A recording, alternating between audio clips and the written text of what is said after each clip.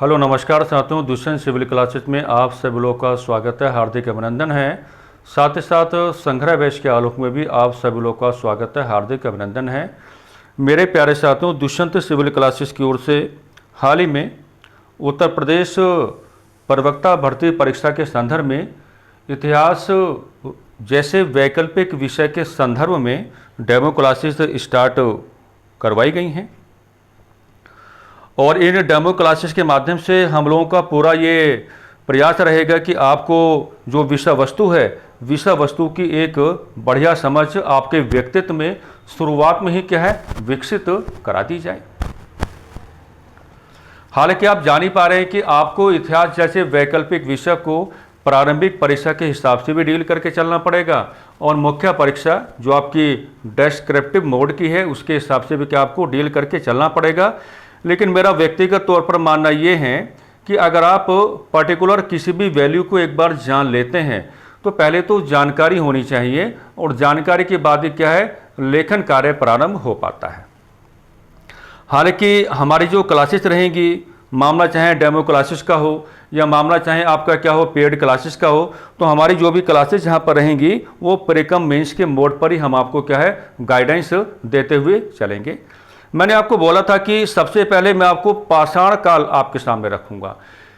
पाषाण काल अपने आप में बहुत ही टिपिकल वैल्यू है, ये बात सच है, लेकिन आपको ये सिखाया जाएगा कि पाषाण काल दैट मीन्स स्टोन एज जैसी वैल्यू को आप कितना कन्वीनियंट बना सकते हैं या आप कितना क्या है आसान बना सकते हैं। ठीक है, तो एक जो इंट्रोडक्टरी लेक्चर मैंने आपके सामने रखा था उसके साथ तो आपको अपना जुड़ाव करके चलना ही चलना है और बाकी आज हम लोग चर्चा को क्या है आगे बढ़ाने का कार्य करते हैं। सबसे पहले देखिए, मेरा जो लोग मुझे जानते हैं वो समझते भी हैं, मैं किताबी अध्ययन ना तो करता हूं ना कराता हूं।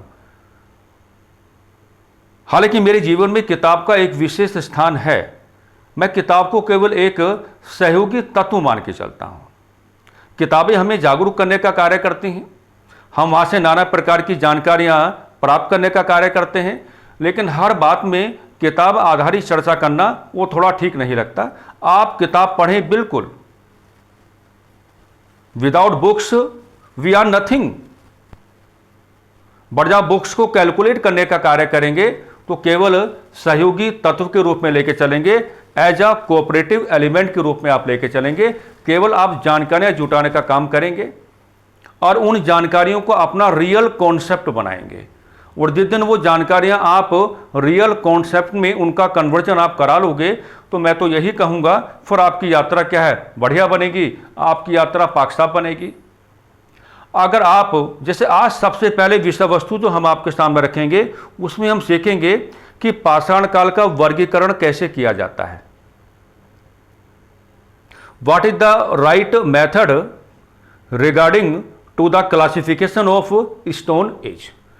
तो पाषाण काल का वर्गीकरण हम किताबें पढ़ेंगे और पाषाण काल के वर्गीकरण को अगर आप 10 प्रकार की किताबों के माध्यम से पढ़ने का कार्य करोगे तो 10 प्रकार की किताबें पाषाण काल के वर्गीकरण के संदर्भ में 10 प्रकार के टाइम्स आपको देने का काम करेंगे। फिर आप अननेसेसरी कंफ्यूज हो जाओगे कि किस किताब की बातों को माने, इस किताब में तो टाइम ये है, इस किताब में तो टाइम ये है, इस किताब में तो टाइम ये है। मैं कहता हूं कि अननेसेसरी अपने आप को कंफ्यूज करके क्यों चलना। हम एक ऐसा मेथड अपना सकते हैं, हम एक ऐसा रास्ता अपना सकते हैं जो हमें अननेसेसरी कभी भी कंफ्यूज करके ना चले और हमारे माइंड में क्या रहे एक प्रॉपर कॉन्सेप्ट जनरेट हो जाए।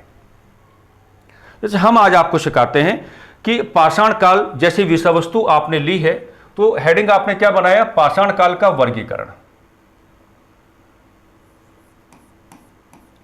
हेडिंग आपने क्या लिया, पाषाण काल का वर्गीकरण। पाषाण काल का वर्गीकरण जिसे आप इंग्लिश में क्या कहेंगे, क्लासिफिकेशन ऑफ स्टोन एज।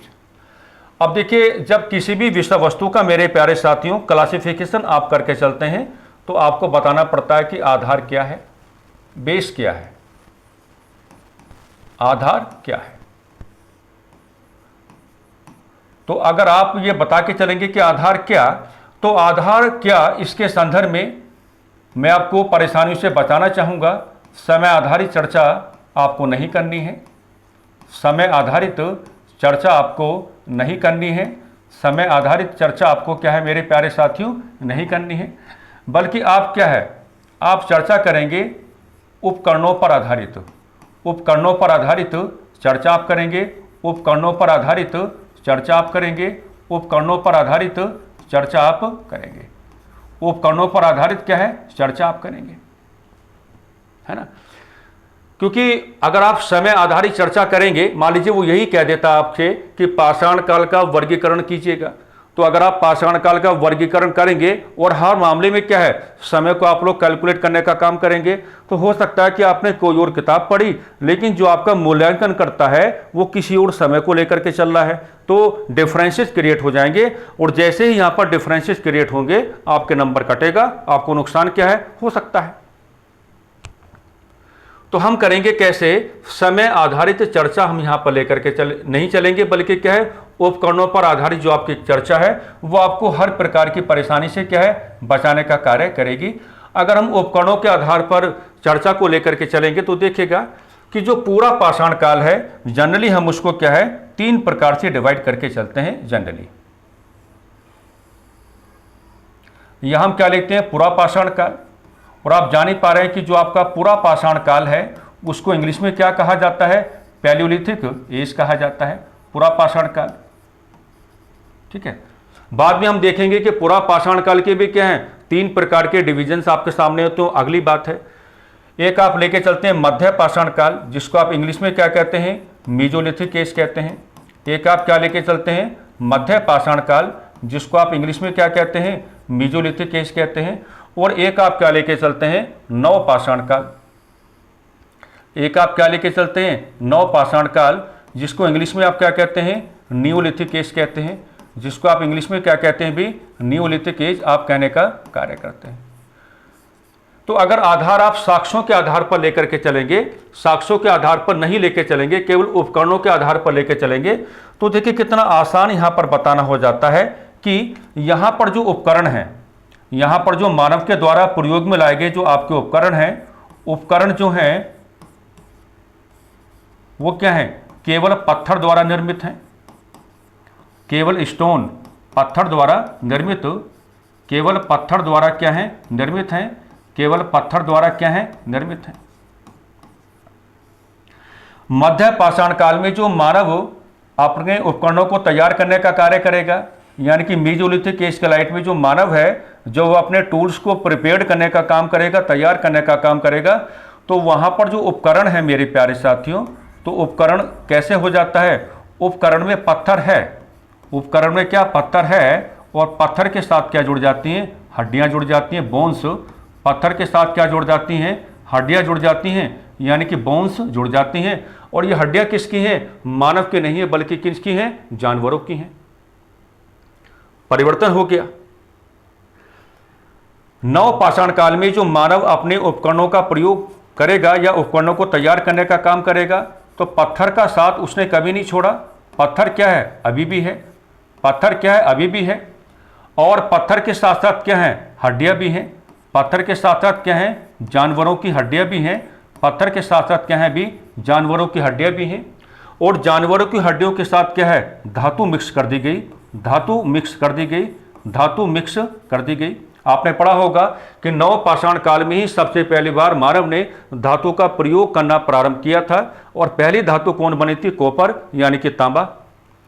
तो चीज़ों को रटने की आवश्यकता नहीं है। आप देख पा रहे हैं कि मानव जिस तरीके से अपने टूल्स को प्रिपेयर करने का काम किया, अपने टूल्स को तैयार करने का काम किया, तो हर फेस में आपको क्या है या हर पीरियड में आपको क्या है, डिफरेंट मामला नजर आता है। यहाँ उपकरण केवल पत्थर द्वारा निर्मित है, यहाँ पत्थर के साथ साथ जानवरों की हड्डियों को ऐड ऑन किया गया, यहाँ पत्थर प्लस हड्डियाँ और प्लस क्या है, धातु है। तो उपकरणों के आधार पर क्या है, आप इस तरीके से लेके चलेंगे, समय में अपने आप को फंसाने की कोशिश नहीं करेंगे। हर किताब हर प्रकार का नया समय आपको देती है, आप पजल्ड हो जाओगे, आप कंफ्यूज्ड हो जाओगे, आप परेशान हो जाओगे। एक बात तो ये है। दूसरी बात यह कि अब यहां से हम आपको सवाल भी निकालना सिखाते हैं कि अगर वर्गीकरण करना आपने सीख लिया है, कोई दिक्कत नहीं है। अब देखिए, ये जो आपका पूरा पाषाण काल है, पूरा पाषाण काल के बारे में हम यहां पर एक फैक्चुअल जानकारी इजीली इस्टेब्लिश कर सकते हैं कि पूरा पाषाण काल है ना, इस काल में मानव ने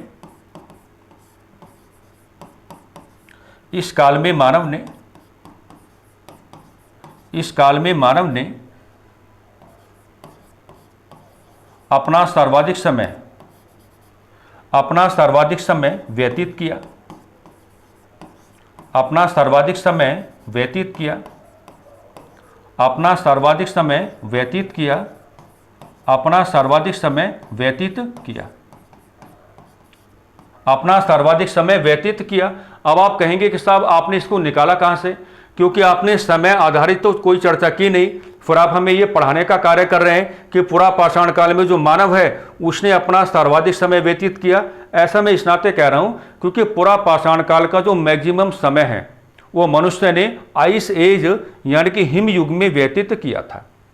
मानव के चारों ओर क्या है, बर्फ की चादरें ही चादरें हैं, और बर्फ की चादरों को हटाए जाने के संदर्भ में मानव को अपनी गतिविधियों में वृद्धि लानी थी, या मानव को अपनी गतिविधियों में क्या है, व्यापकता लानी थी। तो व्यापकता लाना 2-4 दिन का खेल नहीं है। इस नाते ये आप कह सकते हैं क्योंकि पूरा पाषाण काल का जो मैक्सिमम टाइम मानव ने व्यतीत किया है वो आइस एज में व्यतीत किया है, हिम युग में व्यतीत किया है।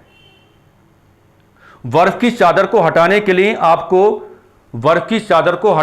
आपको क्या है, क्लाइमेट में चेंजेस लाने थे, और क्लाइमेट में चेंजेस लाए जाने के संदर्भ में मानव की गतिविधियों की व्यापकता आनी थी, और व्यापकता आना या व्यापकता लाना 2-4 दिन का खेल नहीं है। इस नाते आप कह सकते हैं कि यहां पर मानव ने क्या है, अपना सर्वाधिक समय क्या है, व्यतीत किया।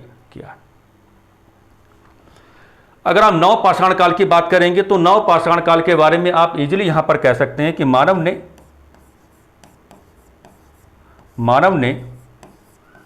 अपना सर्वाधिक कम समय व्यतीत किया, मानव ने अपना सर्वाधिक कम समय व्यतीत किया, मानव ने अपना सर्वाधिक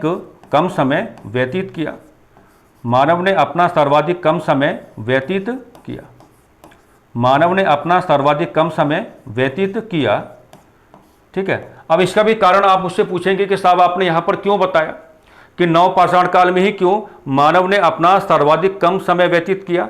ऐसा इस नाते है मेरे प्यारे साथियों, मैंने इससे पहली वाली क्लास में आपको बताया था कि जब आप पाषाण काल को कैलकुलेट करने का काम करते हैं तो पाषाण काल को कैलकुलेट करने का मतलब यह है कि आप मानव के प्रारंभिक विकास क्रम को समझते हैं कि मानव जंगली से सभ्य कैसे बना, मानव गैर सामाजिक से सामाजिक प्राणी कैसे बना, मानव खाद्य संग्राहक से खाद्य उत्पादक कैसे बना, मानव ने परिवार को कैसे अपनाया, मानव ने रिश्तों को कैसे अपनाया, या मानव ने अपने स्थायी आवास को कैसे अपनाया। तो ये एक लंबी प्रक्रिया है, और नव पाषाण काल तक आते आते मानव ने शुरुआती क्रम में सब कुछ अचीव कर लिया।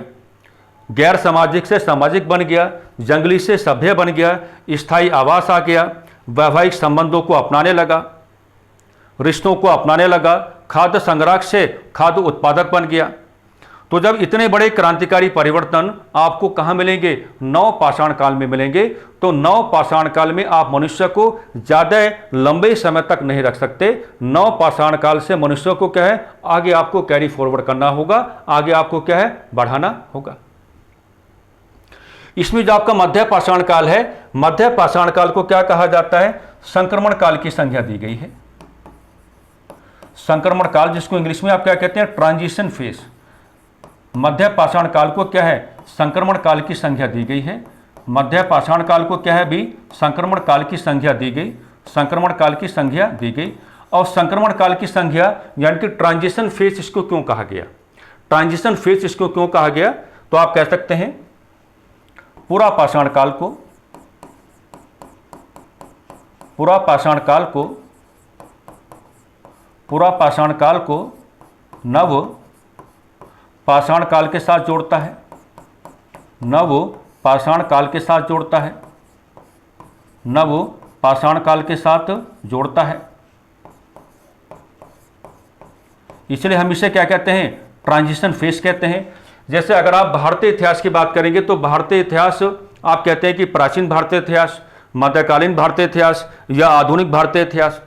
तो यहाँ पर जो मध्यकालीन भारतीय इतिहास है, अगर आप मध्यकालीन भारतीय इतिहास को संक्रमण काल की संज्ञा देंगे तो कोई गलती आप नहीं करेंगे, क्योंकि जो मध्यकालीन भारतीय इतिहास है वो प्राचीन भारतीय इतिहास की जो कनेक्टिविटी है वो किसके साथ करता है, आधुनिक भारतीय इतिहास के साथ करता है, यानी कि दोनों के बीच में क्या है, एक पुल के रूप में कार्य करता है। तो यहाँ पर जो मध्य पाषाण काल है वो पूरा पाषाण काल तथा नव पाषाण काल के मध्य क्या है, एक ब्रिज के रूप में कार्य करता है, यानी कि क्या है, एक पुल के रूप में क्या है, कार्य करता हुआ आपको मिलेगा। ठीक है, तो मैंने यहां पर दो तीन बातें आपको समझाई हैं अभी तक कि वर्गीकरण में आप केवल उपकरणों को कैलकुलेट करने का काम करेंगे और यहां पर कुछ तथ्यात्मक जानकारी आप साथ ही साथ जोड़ते हुए चलेंगे, कुछ तथ्यात्मक जानकारी के आप साथ ही साथ जोड़ते हुए चलेंगे जो मैंने आपको जोड़ के दिखाया है। अब मैं आपको यहां पर ये सिखाऊंगा कि अगर आपने कहा कि पाषाण काल, अब पाषाण काल का मतलब क्या हो जाता है, स्टोन एज हो जाता है, स्टोन एज हो जाता है ना। तो अब आपको यहां पर एक कैलकुलेशन ये करनी होगी कि पाषाण काल में है क्या। वो तो मैंने आपको बता दिया कि आप मानव के प्रारंभिक विकास क्रम को समझना चाहते हैं तो पाषाण काल में एक और क्या आपका ह्यूमन है, एक और आपका क्या मानव है, और पाषाण काल में एक और क्या आपका नेचर है यानी कि प्रकृति है, नेचर है यानी कि क्या है, प्रकृति है। अब यहां पर जो आपकी प्रकृति है, प्रकृति को आप मानव की पहली पाठशाला के रूप में लेके चलेंगे, और ऐसा नहीं है, नेचर प्रकृति आज भी हमारी क्या है, पाठशाला बनी हुई है। आप वो कहावत कहते हैं कि परिवर्तन प्रकृति का नियम है। मैं तो अपनी क्लासेस में कई बार कह के चलता हूं कि अगर पाषाण काल के आलोक में आप मानव के प्रारंभिक विकास क्रम को समझने का कार्य करेंगे और अगर ये कैलकुलेशन आप नहीं करते हैं तो ना तो आप अपने आप को कभी समझा पाएंगे और ना ही आप क्या है, सामने वाले को कभी समझा पाएंगे। जब तक मानव के सामने आप नेचर या प्रकृति को रखने का कार्य नहीं करेंगे तब तक आप अपने आप को आगे बढ़ा ही नहीं पाएंगे। तो यहां जो नेचर मैंने स्टैब्लिश किया है यह मानव के लिए क्या है, एक पाठशाला है। और नेचर अपने व्यवहार के अनुसार क्या कहेंगे, नेचर अपने व्यवहार के अनुसार, नेचर अपने व्यवहार के अनुसार, नेचर का व्यवहार क्या है, नेचर अपने व्यवहार के अनुसार, नेचर का व्यवहार क्या होता है, लगातार चुनौतियां प्रस्तुत करना। नेचर का व्यवहार क्या होता है, लगातार चुनौतियां प्रस्तुत करना, लगातार चुनौतियां प्रस्तुत करना, लगातार चुनौतियां प्रस्तुत करना, लगातार चुनौतियां प्रस्तुत करना। भाई नेचर का व्यवहार क्या होता है, लगातार चुनौतियां प्रस्तुत करना। तो नेचर अपने व्यवहार के अकॉर्डिंग क्या है, मानव के सामने क्या है, लगातार चुनौतियां प्रस्तुत करने का कार्य करेगी। मानव के सामने क्या है, लगातार जो चैलेंजेस हैं यानी कि जो चुनौतियां हैं उनको लाने का कार्य करेगी। लगातार चुनौतियां, चैलेंजेस क्या है, इस्टेब्लिश करने का कार्य करेगी। मैं हमेशा कहा हूं कि यदि उस समय मानव इन चुनौतियों के सामने आत्मसमर्पण कर देता तो आज हम लोग इस कंडीशन में ना होते। लेकिन मानव ने भी कहा कि भी आप जो हमारे सामने चैलेंजेस लाने का काम करेंगे, हम इन चैलेंजेस के सामने क्या है, सरेंडर करने का कार्य नहीं करेंगे, यानी कि आत्मसमर्पण करने का कार्य नहीं करेंगे, बल्कि हम क्या है, इन चुनौतियों का, हम क्या है, इन चुनौतियों का सामना करेंगे। तो मानव ने अपनी प्रतिक्रिया में, मानव ने अपनी प्रतिक्रिया में या अपने रिएक्शन में क्या है, इनका सामना किया, इनका सामना किया, इनका सामना किया, इनका सामना किया। और सामना कैसे किया, अपने उपकरणों के माध्यम से। सामना कैसे किया, अपने उपकरणों के माध्यम से, अपने उपकरणों के माध्यम से, अपने उपकरणों के माध्यम से, अपने उपकरणों के माध्यम से। ओके, सामना कैसे किया मेरे प्यारे साथियों, अपने उपकरणों के माध्यम से। अब ये जो उपकरण है, यहां आप एक बात देखिएगा कि जो उपकरण हैं, इन उपकरणों में बड़ी भूमिका आपको किसकी लेके चलनी है, बड़ी भूमिका।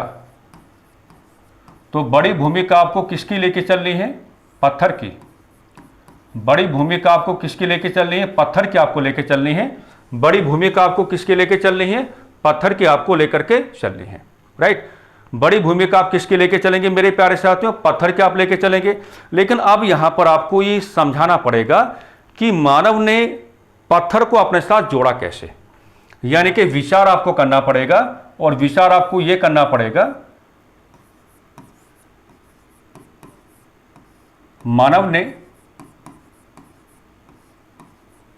पत्थर को अपने साथ कैसे जोड़ा,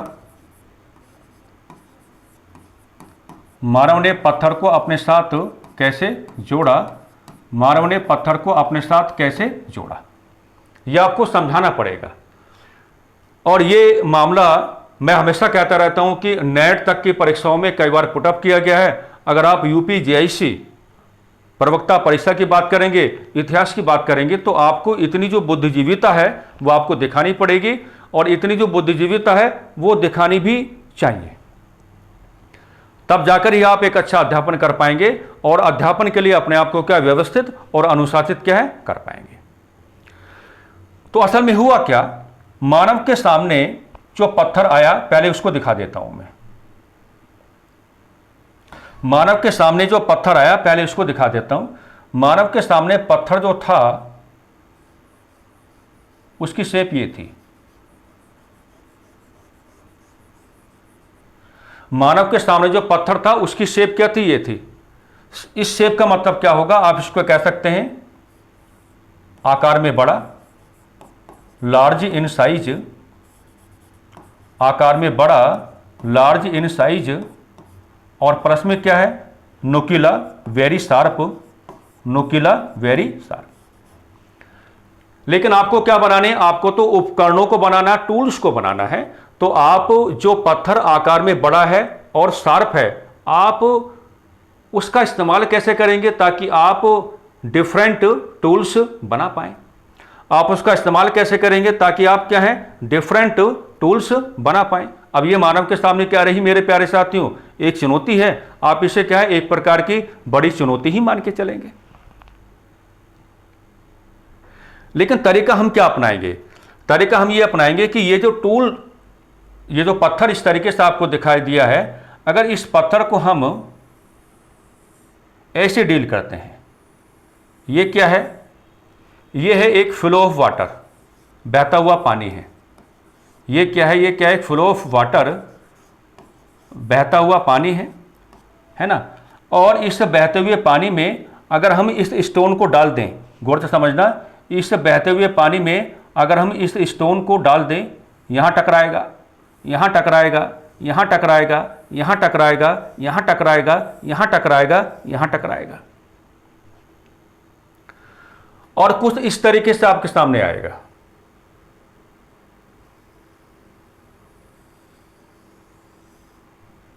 यानी कि जो नुकीलापन है वो कम हो जाएगा, नुकीलापन जो वो क्या है, कम हो जाएगा, कुछ इस तरीके से आपके सामने आएगा। फिर मानव ने इसके साथ कैलकुलेशन की, इसको तोड़ा,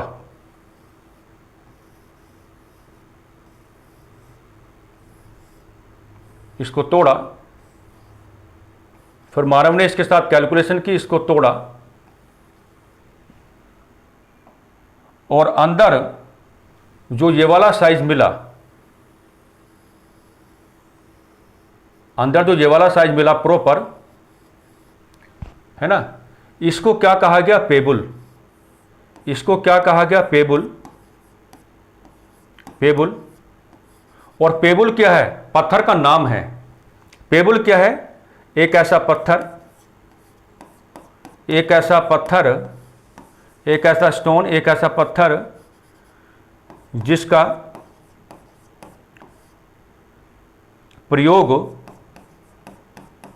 प्रयोग मानव ने पहली बार किया, जिसका प्रयोग मानव ने पहली बार किया, जिसका प्रयोग मानव ने पहली बार किया, जिसका प्रयोग मानव ने पहली बार किया। तो इतना आपको बताना आना चाहिए। अगर आप कैलकुलेटिव हैं, अगर आपके पास इफेक्टिव कैलकुलेशंस हैं, तो सवाल को देखने से, सवाल के साथ अपना जुड़ाव करने से है ना, आंसर्स बाहर आते हैं, व्यवस्थाएं बाहर निकल के आती हैं। ये सारी बातें मेरे प्यारे साथियों आपको करनी आनी चाहिए, या इन सारी बातों पर अपने विचारों को प्रस्तुत करना आपको आना चाहिए। आज का समय ऐसा है, समय बहुत ज़्यादा बदल गया है।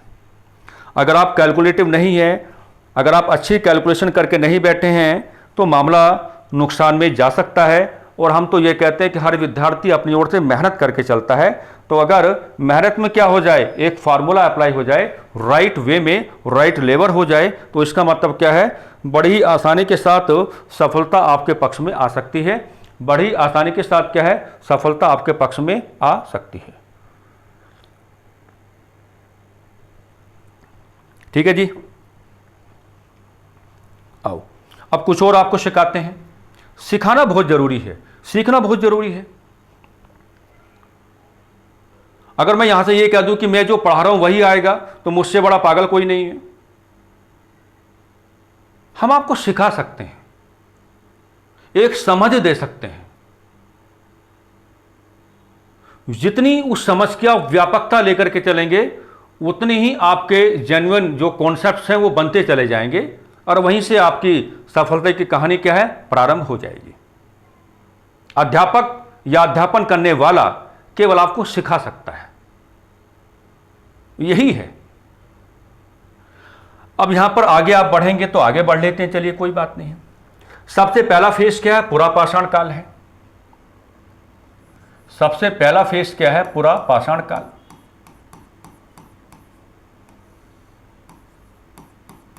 अब पूरा पाषाण काल का भी क्या है, अपना वर्गीकरण है। पूरा पाषाण काल का भी क्या है, अपना वर्गीकरण है। वर्गीकरण है तो आधार भी होगा, वर्गीकरण है तो क्या होगा, आधार भी होगा। मैं अगेन वही कहूंगा कि यहां पर भी जो आप आधार लेकर के चलेंगे, मैं अगेन आपको वही समझाऊंगा कि यहां पर भी जो आप क्या है, आधार आप लेकर चलेंगे, तो आधार में क्या है, समय आधारित चर्चा नहीं करेंगे। समय आधारित चर्चा नहीं करेंगे, समय आधारित चर्चा नहीं करेंगे, बल्कि क्या करेंगे, जलवायु आधारित चर्चा करेंगे। बल्कि क्या करेंगे, जलवायु आधारित चर्चा करेंगे। बल्कि क्या करेंगे भाई, जलवायु आधारित चर्चा करेंगे। जलवायु आधारित चर्चा करेंगे, है ना। जैसे जो आपका कंप्लीट पैलियोलिथिक एज है, इसको इंग्लिश में क्या कहते हैं, पैलियोलिथिक एज कहते हैं। जो आपका कंप्लीट पैलियोलिथिक एज है, जो आपका संपूर्ण पूरा पाषाण काल है, अगर आप उसको क्लासिफाइड करके चलते हैं तो कुछ इस तरीके से मामला बन के आता है। सबसे पहला ग्राउंड किसका बनता है, निम्न पूरा पाषाण काल, जिसको आप इंग्लिश में क्या कहते हैं, लोअर पैलियोलिथिक एज। जिसको आप इंग्लिश में क्या कहते हैं, लोअर पैलियोलिथिक एज। बीच में आपका क्या बनता है, मध्य पूरा पाषाण काल। मध्य पूरा पाषाण काल, जिसको आप क्या कहते हैं, मिडिल पैलियोलिथिक एज कहते हैं। जिसको आप क्या कहते हैं, मिडिल पैलियोलिथिक एज कहते हैं। और सबसे लास्ट में आपके सामने क्या आता है, जिसको आप कहते हैं उच्च पूरा पाषाण काल। सबसे लास्ट में आपके सामने क्या आता है, जिसको आप क्या कहते हैं, उच्च पूरा पाषाण काल। उच्च पूरा पाषाण काल। और जो यहाँ पर आपका उच्च पूरा पाषाण काल है, उसको इंग्लिश में क्या कहा जाता है, अपर पैलियोलिथिक एज कहा जाता है। उसको इंग्लिश में क्या कहा जाता है, अपर पैलियोलिथिक एज कहा जाता है। उसको इंग्लिश में क्या कहा जाता है, अपर पैलियोलिथिक एज कहा जाता है। ठीक है। अब देखिए, जो आपका यहां पर निम्न पूरा पाषाण काल है, निम्न पूरा पाषाण काल में मैंने क्या कहा, जलवायु के आधार पर आपको वर्गीकृत करके चलना है। पूरे मामले को आप क्या है, क्लाइमेट के अकॉर्डिंग क्या है, इसको आप क्लासिफाइड करके चलेंगे। समय की कोई भी कैलकुलेशन क्या है, आप यहां पर लेकर के नहीं चलेंगे। मैंने समय से आपको क्या है, बचाने का कार्य किया है, ताकि आपको अननेसेसरी परेशानियों का सामना ना करना पड़े। तो निम्न पूरा पाषाण काल में मानव जो है वो किस में है, हिमयुग में है। मानव जो है हिमयुग में है, जिसको आप इंग्लिश में क्या कहेंगे, आइस एज। जिसको आप इंग्लिश में क्या कहेंगे, आइस एज कहेंगे। इंग्लिश में क्या कहेंगे, आइस एज कहेंगे। इन द सेम वे जो आपका मध्य पूरा पाषाण काल है, वहां भी मानव किस में है, हिमयुग में है। वहां भी मानव किस में, हिमयुग में है, जिसको आप क्या कहेंगे, आइस एज कहेंगे। जिसको आप क्या कहेंगे, आईसेज कहेंगे। तो आप कहेंगे कि साहब ये तो मामला समान हो गया, और आपने कहा कि जब जलवायु के आधार पर आप बांटने का काम करेंगे तो जलवायु में भिन्नताएं आपको लेकर के चलनी पड़ेंगी, जलवायु में क्या है आपको भिन्नताएं लेकर चलनी पड़ेंगी। ये लेकिन ये तो मामला क्या हो गया, ये तो मामला बिल्कुल समान हो गया। तो आप इसमें डिफरेंस क्रिएट कर सकते हैं। यहाँ पर जो हिमयुग है, यहाँ पर जो हिमयुग है ना, उसमें एरो क्या है आप ऊपर की ओर लेके आ सकते हैं, और यहाँ पर जो आपका हिमयुग है उसमें एरो क्या है आप थोड़ा नीचे की ओर ला सकते हैं, है ना। यानी कि यहां पर जो है बर्फ की चादरें जो हैं वो बहुत क्या है, कठोर हैं, घनी है, और यहां पर जो बर्फ की चादरें हैं उनमें हल्के हल्के परिवर्तन आने स्टार्ट हो गए हैं, उनमें क्या है हल्के हल्के परिवर्तन आने स्टार्ट हो गए हैं। दोनों ही स्थानों पर हिमयुग है, लेकिन यहां पर हिमयुग की क्या है कठोरता है, और यहां पर जो हिमयुग है इसमें हल्का सा पहला क्या है लचीलापन आपको मिलेगा, हल्का सा पहला क्या है लचीलापन आपको दिखाई पड़ेगा, है ना। लेकिन यहां पर जो है उच्च पुरापाषाण काल में क्या है, उच्च पुरापाषाण काल में तापमान में प्रथम वृद्धि है, तापमान में प्रथम वृद्धि है, तापमान में प्रथम वृद्धि है, तापमान में क्या है प्रथम वृद्धि है, तापमान में क्या है प्रथम वृद्धि है। यानी कि जो आपका हिमयुग है यहां पर प्रॉपरली क्या है बर्फ की चादरें हटने लगती हैं, नई प्रकार के पेड़ पौधे आपको दिखाई पड़ते हैं, नए प्रकार के क्या है जानवर आपको दिखाई पड़ते हैं। यही तो कारण है कि उच्च पुरापाषाण काल संपूर्ण पुरापाषाण काल में सबसे ज्यादा सवाल आपको देकर के चलता है, सबसे ज्यादा सवाल आपको देकर के चलता है, क्योंकि यहां हिमयुग के आलोक में जो पहले बर्फ की चादरें आपको दिखाई पड़ती हैं, वनस्पति का अभाव आपको दिखाई पड़ता है, कुछ अलग ही प्रकार के जानवर आपको दिखाई पड़ते हैं, जो मैं सिखाऊंगा आपको कैसे जानवर थे। लेकिन यहां पर जो आपका क्या है, यहां पर जो आपका उच्च पुरापाषाण काल है, तो उच्च पुरापाषाण काल के आलोक में क्या है तापमान में वृद्धि हो जाती है। तो यहां तापमान में वृद्धि है, बिल्कुल एक डिफरेंस आपने क्रिएट कर दिया है। लेकिन यहां पर क्या है हिमयुग बहुत ज्यादा कठोर है, और यहां पर जो आपका आइस एज है उसमें फर्स्ट फ्लेक्सिबिलिटी आपको दिखाई पड़ती है, यानी कि जो प्रथम या पहला लचीलापन जो है वो यहां पर आपको दिखाई पड़ता है। ठीक है, जो आपका पूरा पुरापाषाण काल है उसमें आप कह सकते हैं कि मानव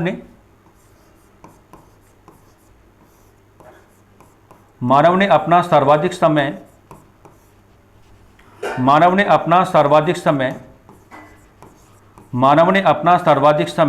यहीं व्यतीत किया, मानव ने अपना सर्वाधिक समय यहीं व्यतीत किया, मानव ने अपना सर्वाधिक समय यहीं व्यतीत किया।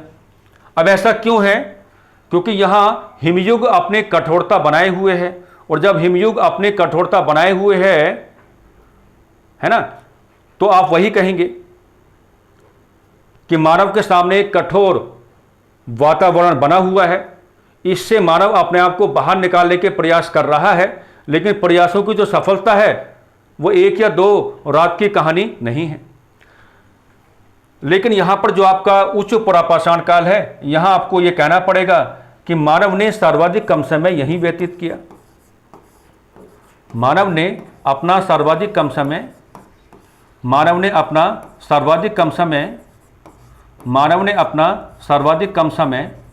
यहीं व्यतीत किया, मानव ने अपना सर्वाधिक कम समय यहीं व्यतीत किया, मानव ने अपना सर्वाधिक कम समय यहीं व्यतीत किया।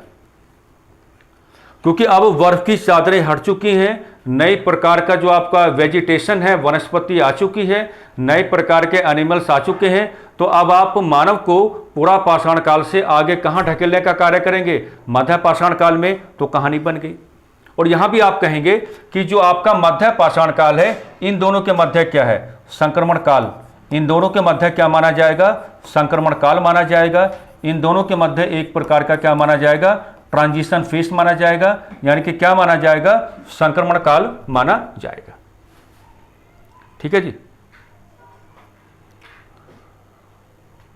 तो पहले सीखो, जब तक आप वैल्यूज को कैलकुलेट करना नहीं सीखोगे, जब तक आपको वैल्यूज को कैलकुलेट करना नहीं आएगा, तब तक आप ना तो अपने आप को समझा पाओगे और ना ही जो आपका एग्जामिनेशन है उसमें जिन क्वेश्चंस को आपको फेस करके चलना है, उन तमाम प्रकार के सवालों को आप क्या है सीख पाओगे।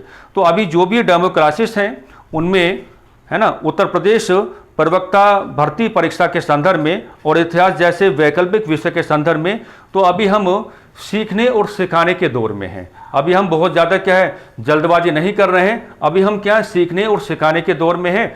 और इसी से क्या है आपकी एक मजबूत नींव तैयार होगी, इसी से आपके क्या है मेरे प्यारे साथियों एक मजबूत नींव तैयार होगी। कुल मिलाकर के इन्हीं सकारात्मक शब्दावलियों के आलोक में हम आज की चर्चा को थोड़ा विराम देना चाहेंगे। नमस्कार, धन्यवाद।